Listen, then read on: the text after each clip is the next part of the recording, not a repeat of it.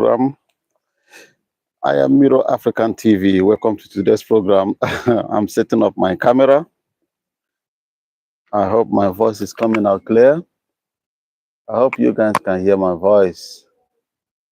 So let's go and see if the video will be clear. I have to check the voice. If everything is working out amicably, just hold on. I will soon be there. Let's see if the broadcast is working out well. Yes. So I will soon be there. Let's see if the broadcast is okay. The broadcast is working well. That's good. So, Miro African TV viewers, that's me, your host, Miro African TV. On today's program, let me sit down well. It's like, the weather is not all that good.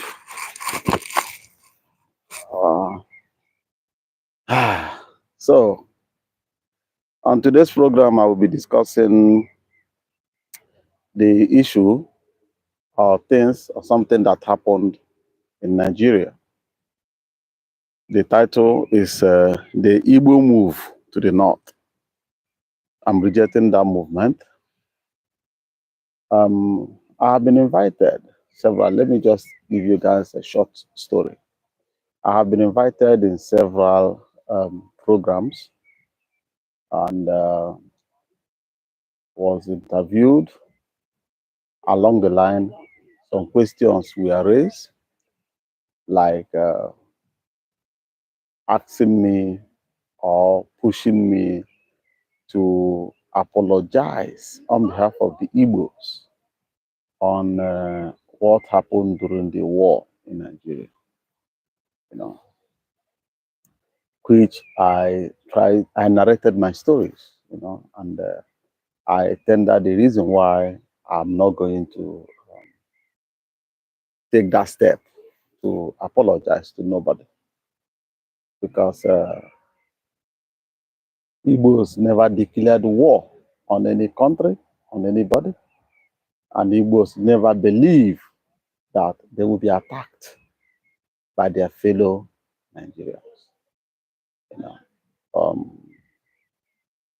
Today, I have been watching various news, and I saw some videos that the so-called safe-crowned Igbo elites are preparing, or they have already went to apologize on behalf of the Igbos because of what conspired during the war. What I just said now touches my mind.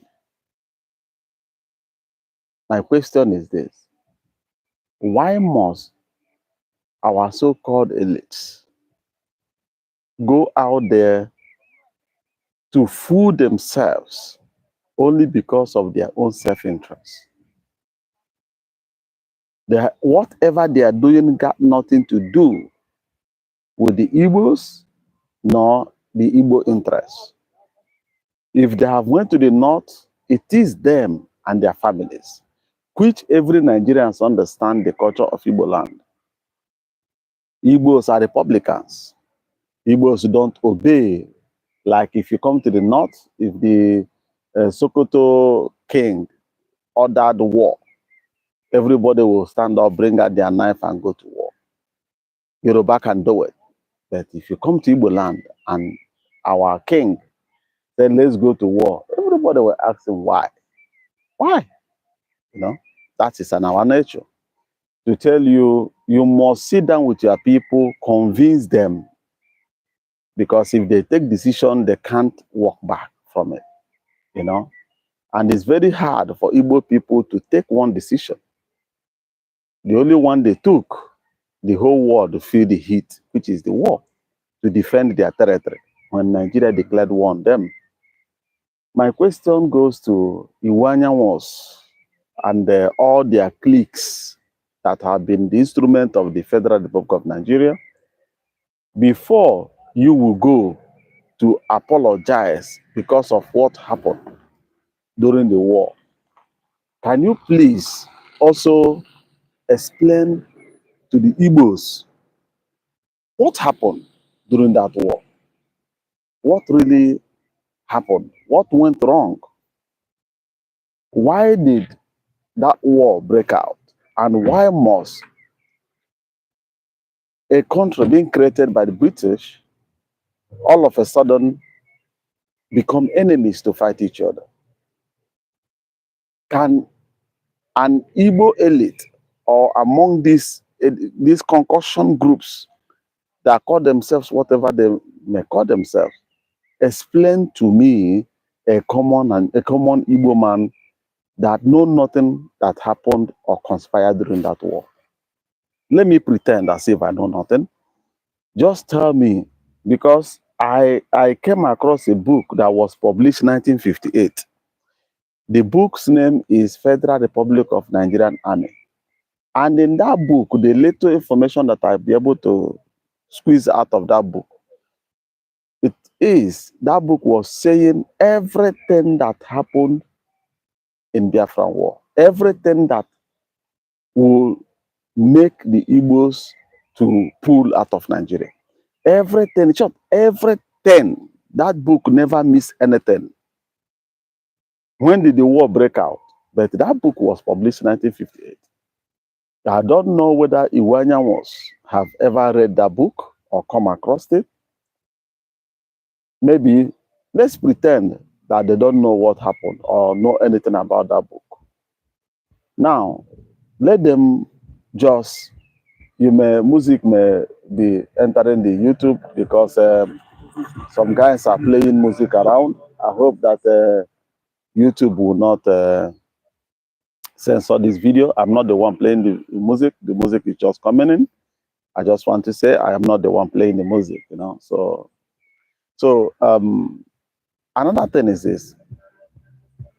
Let us know how that war breaks out before the Igbo elites will pack their load, yam, cassava, whatsoever, who knows what, with a palm wine drink, with everything, going to the north to beg for not, or that for the Fulanis to forgive the Igbos on what happened during that war. Wasn't in that war, before the war breaks out, were Igbos massacred in the north?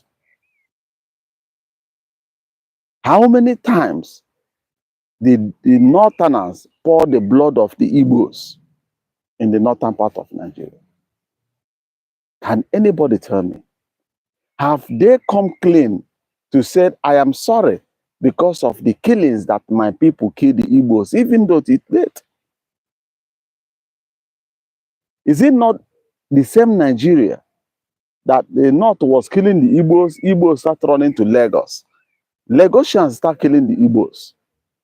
To the extent the federal government of Nigeria declared to the then eastern region of Nigeria they can no longer guarantee the safety of the Igbos in Nigeria.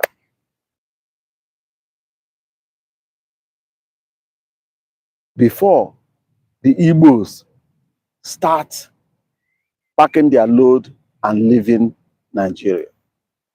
Let me stand up from here. I saw something that irritated me that may enter my body.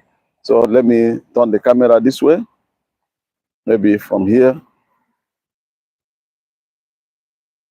So let me be here.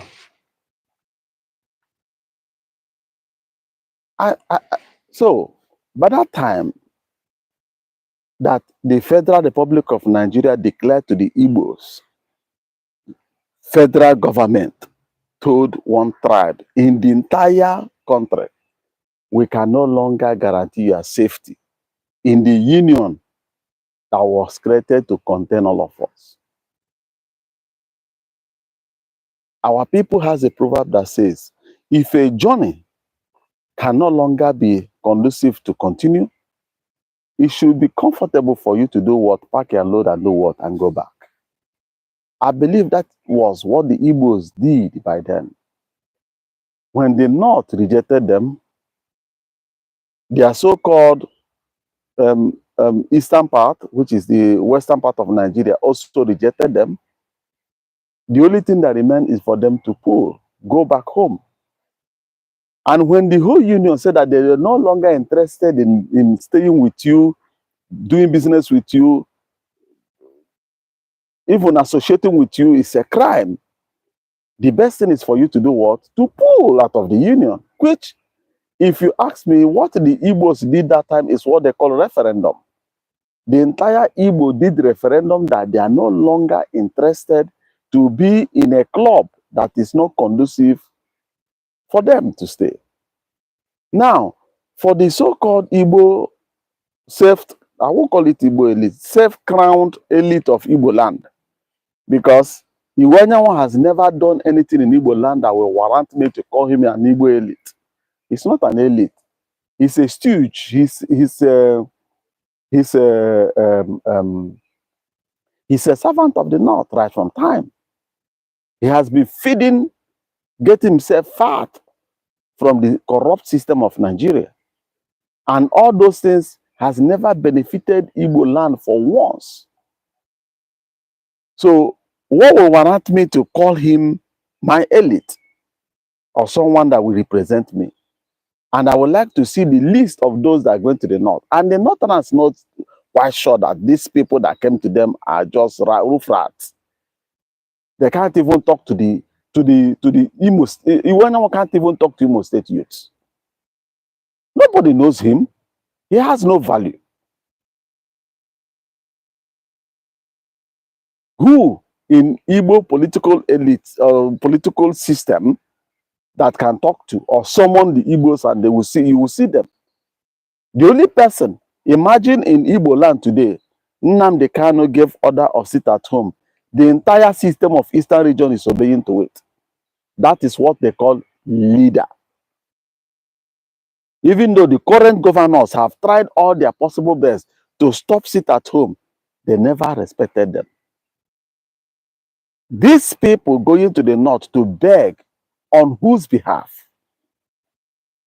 I won't say that I am ashamed of them. I knew or I know that they are going there to see if they will be able to get something from the current government. That is the only game they know how to play. You know, our people says that an old woman can be old, too old that she won't know the market days. That's something she knows best, and that's something she knows how to do is to do buying and selling. Go farm, get a cocoyam, go to the market and sell it. So these people that went to the North to beg, for the entire life, what have they done as business? They made billions. They have no companies. They have no manufacturing something. They have nothing. As the money comes in, they squash it. They live and carry women, live extravagant life, no plus, no minus. All the whole roads that are made to be developed in Eastern region was handed over to Iwanyamu. How many of them are you seeing any federal road built? No. They squash the money. Have you seen come to Owerri and they show you one big factory producing one thing or the other that is owned by Iwanyamu? Nothing. So for those maybe reacting so harshly on them, you are promoting them. You don't need to promote them. You only need to let people know that those people are nobody in Igbo land, both home and abroad. If they visit Germany, we will flog them. You know how we do it. They don't come on the occasion in Germany again. If they visit Germany, they will receive woto. That's how it is. Going to the North to beg on whose behalf? So that's why I'm here. I came across the video, the discussion. I was mad, and I said, it has been long I have not been doing videos. I said, let me come and make this video. So that's all I have for you for today. I'll be doing videos now because I got this microphone from Timo Online.